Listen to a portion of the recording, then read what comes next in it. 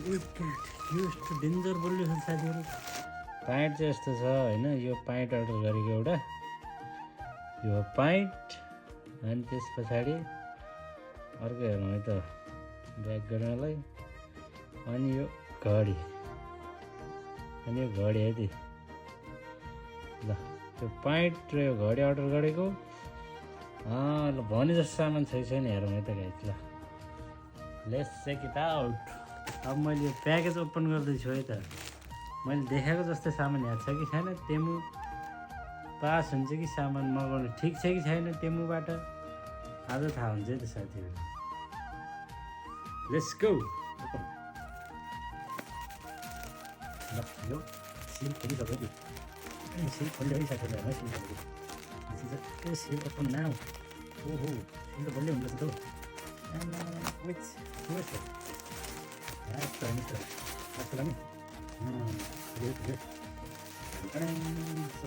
सामान चाहिँ माल जस्तो छ है, देखा जस्तो छ त। अनि डिजाइन त देखियो हेर है त। अनि अर्को के मगाएको हो मैले काको बढी पिस, यो चाहिँ भने छ जस्तो लाग्ने मलाई। I can't believe this bro. Last यो हल्का छ यार, यो के हो यस्तो घडी हो यार यो।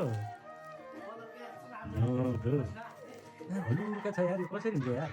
मैले तपाईँको नेपालको लगभग 2500-2600 सामान मगायो यो गरेर, यस्तो हल्का छ यार। अन्त 2500-2600 के आउँछ अहिले जमाना। टेमु फेल छ लास्ट है, टेमुबाट सामान मगाउनु ठिक छ जस्तो लाग्ने साथी। अहिले पाइन्ट हेरौँ त्यसको लागि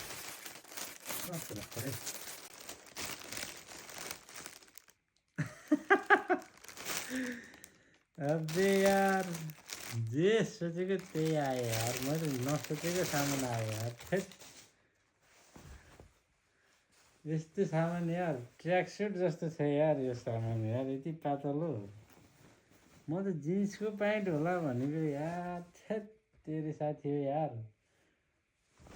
त्यस्तै छ त यार यो।